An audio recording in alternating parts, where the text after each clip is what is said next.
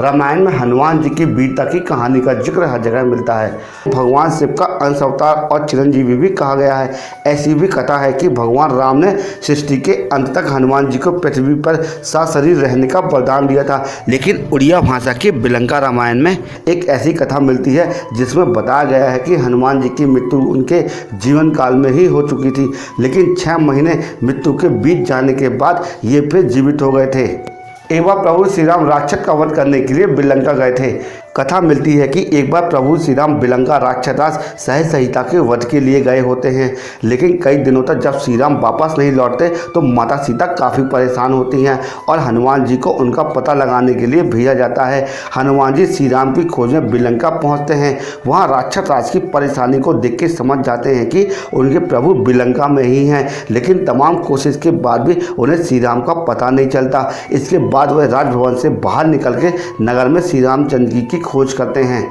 राक्षस ने बिलंका के द्वार पर एक ग्राम सेवी को नियुक्त कर रखा था। उधर राक्षस राज ने बिलंका के द्वार पर एक ग्राम सेवी को नियुक्त कर रखा था जो शत्रुओं को पहचान कर उनका अंत कर देती थी।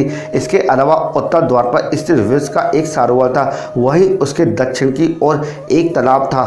जब भी कोई व्यक्ति मित्र भाव से दुर्ग में प्रवेश करता और उस सरोवर का तालाब का जल पीता था तो आसानी से दुर्ग में प्रवेश कर लेता था, लेकिन शत्रु भाव में प्रवेश करना और जल का पान करने वाले व्यक्ति की मृत्यु हो जाती थी। कथा मिलती है कि जब हनुमान जी उत्तरी द्वार पर पहुंचे और श्री राम जी के बारे में सोचने लगे, उसी समय ग्राम सेवी की भेंट पवनपुर से हुई। उन्होंने उन्हें पहचान लिया और श्री राम के सेवक हैं। इसके बाद ग्राम सेवी हनुमान जी के गले में बैठ गई, जिससे हनुमान जी को गला प्यास से सूखने लगा। पवनपुत्र ने जल पान किया और जल ग्रहण करते ही उनके पूरे शरीर में विष फैल गया और उन्होंने अपने प्राण त्याग दिए। काफी दिन बीत गए, श्री राम और हनुमान जी का पता ही नहीं चला।